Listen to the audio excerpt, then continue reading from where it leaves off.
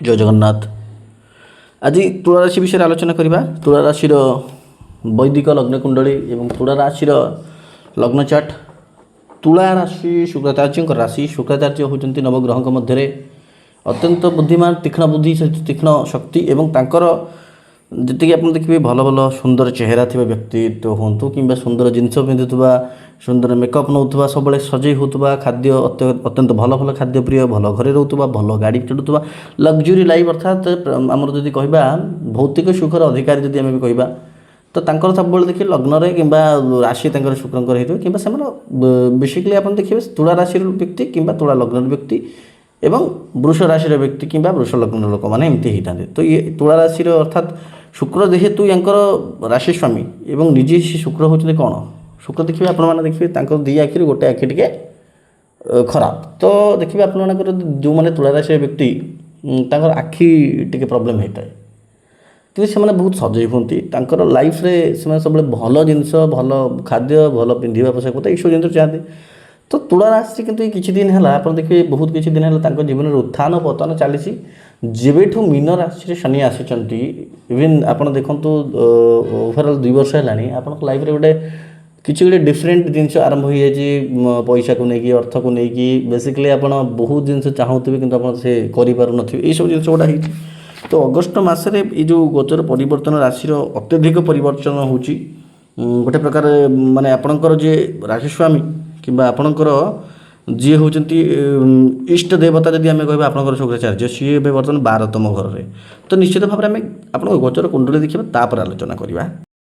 तो यहाँ हूँ आपर गोचरित कुंडली अर्थात आपण मानकर ट्रांजिट होता ग्रह मान जो लग्न चार्ट आपण मानकर बना जाऊँगी से कुंडली यहाँ। तो आप देखो प्रथमतः मुझे गोटे जिन देखा आपणकर पंचम भाव में बर्तमान राहु बसुँच आप भल कि देखिपे पंचम भाव में आपंकर राहु। तो पंचम भाग में आपंकर राहु बसिले जो 11 लिखा जाए देखो 11 लिखा जाए पंचम भाव में षष्ठ भाग में अर्थात 12 जो लिखा जाए सीटी बसिले शनि आपंकर पंचम और षष्ठ भाव में शनि। तत्सहित आप देखूँ आपंकर मंगल कौटी बसिले मंगल बसिले अष्टम घरे पीड़ार घरे और नवम घरे भाग्य भाव में बसिले बुध।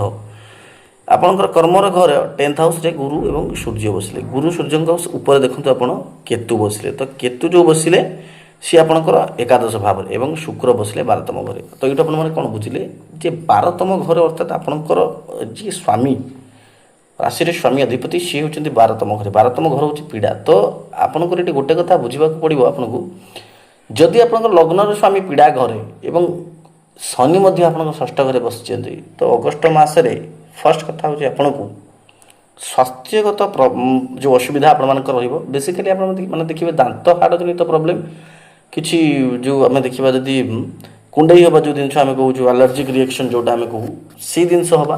तो सहित आपने देखिए ये जो मसरे यूरिनारी इन्फेक्शन किसी चांसेस अच्छी यूरिनारी इन्फेक्शन जेहेतु ये शुक्र बसिले 12th हाउस एवं रोगपाई आपंकर मेडिकल एथर खर्च हबार जोग अच्छी। ओवरऑल स्वास्थ्य कथा जब वेल्थ कथा कहवा आपंकर अर्थ घर कथा कहवा यहाँ हूँ आप अर्थ घर आप सब जानीगले अर्थ घर आपंकर यहाँ। तो अर्थ घर 8 लिखा जाए 8 अर्थात मंगल। तो मंगल बसते कौटी मंगल बसते आपंकर अष्टम घरे।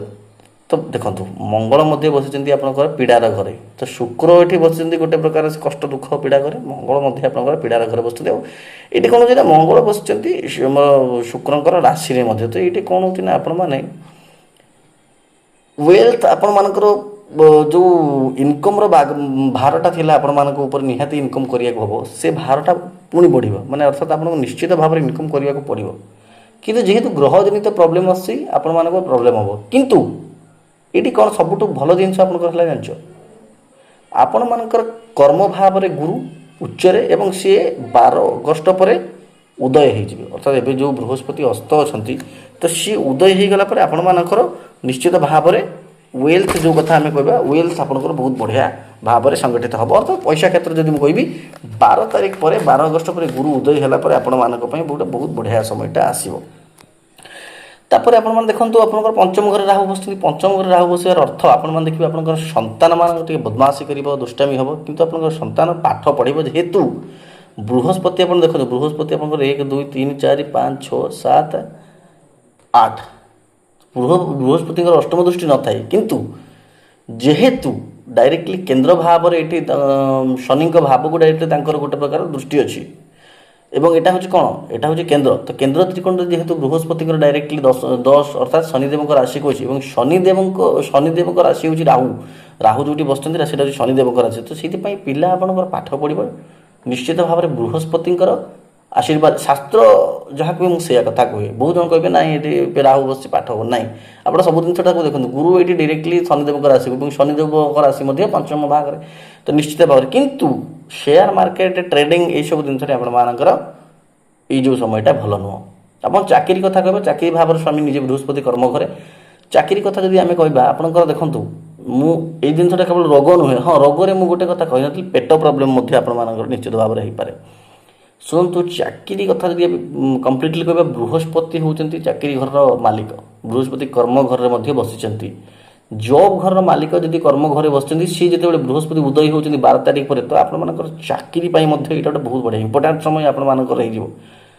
ବେସିକାଲି ଆପଣମାନେ ଦେଖିବେ ଯେଉଁମାନେ ଇଣ୍ଟରଭ୍ୟୁ ଦେବାକୁ ଅଛନ୍ତି ସେମାନେ ଯଦି ଆମର 12 ଅଗଷ୍ଟ ପରେ ଏଇସବୁ ଜିନିଷ କରୁଛନ୍ତି, ତାଙ୍କ ପାଇଁ ବହୁତ ହି ବଢ଼ିଆ।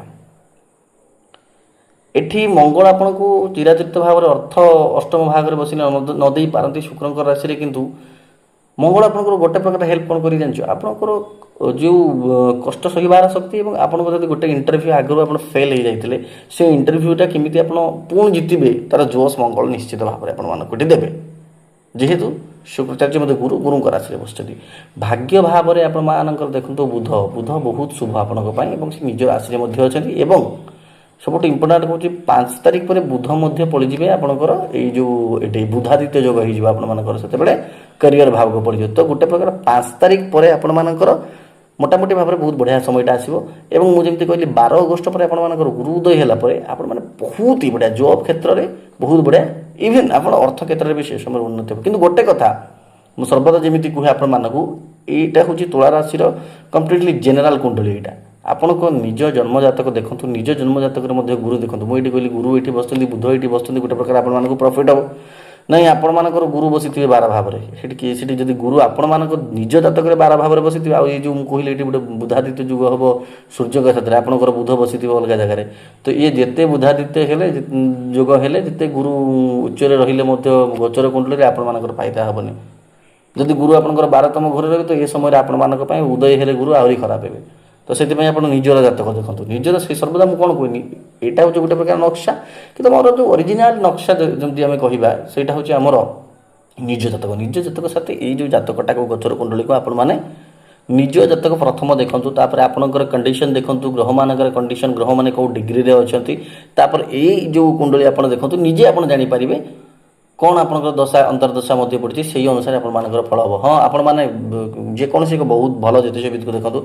ଆଉ ଆମକୁ ଯଦି ଆପଣମାନେ କଲ୍ କରିବାକୁ ଚାହୁଁଛନ୍ତି, ଆମକୁ କମ୍ପ୍ଲିଟଲି ଆମେ ଲାଲ କିତାବ ଅନୁସାରେ ଆପଣମାନଙ୍କର ଯଦି କ୍ରିଷ୍ଣାମୂର୍ତ୍ତି ପଦ୍ଧତି କହିବା, ସମସ୍ତ ଚାର୍ଟ ଦେଖୁଛୁ ଆମେ ଏବଂ ଷୋଡ଼ଶ ବର୍ଗ ଅଷ୍ଟକ ବର୍ଗ ସମସ୍ତ ଜିନିଷ ଦେଖାଉଛୁ।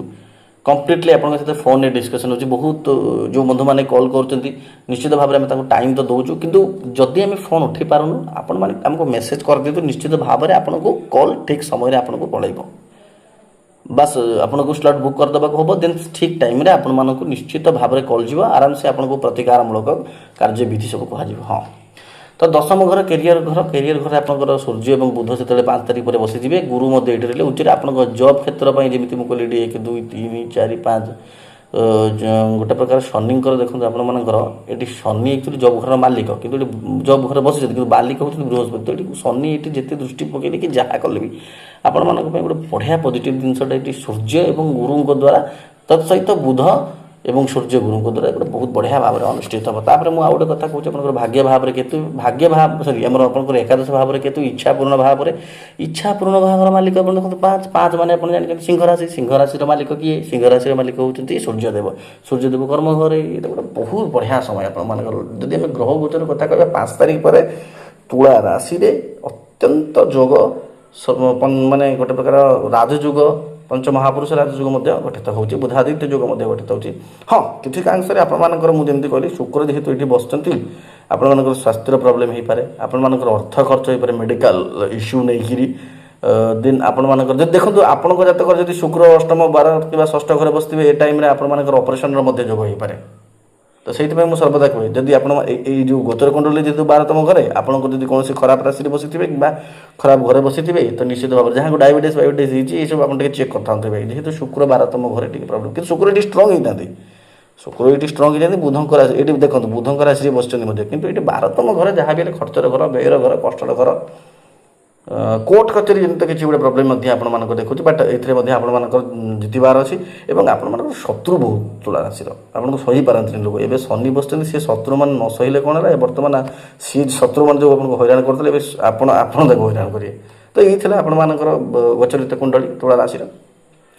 ଆଉ ଶୁଣନ୍ତୁ ଆପଣମାନେ ଶୁକ୍ରଙ୍କ ପାଇଁ ଶୁକ୍ରଙ୍କ ବୀଜ ମନ୍ତ୍ର ପାଠ କରନ୍ତୁ ଓଂ ଦ୍ରାଙ୍ଗ ଦ୍ରିଙ୍ଗ ଦୃଙ୍ଗ ସହ ଶୁକ୍ରାୟ ନାମ ହନୁମାନ ଚାଳିଶା ନିତ୍ୟ ପାଠ କରନ୍ତୁ ତତ୍ ସହିତ ଆପଣମାନେ ଶିବ ପାର୍ବତୀ ମାତା ପାର୍ବତୀ ପିତା ମହାଦେବଙ୍କର ଆରାଧନା କରନ୍ତୁ। ଜୟ ଜଗନ୍ନାଥ।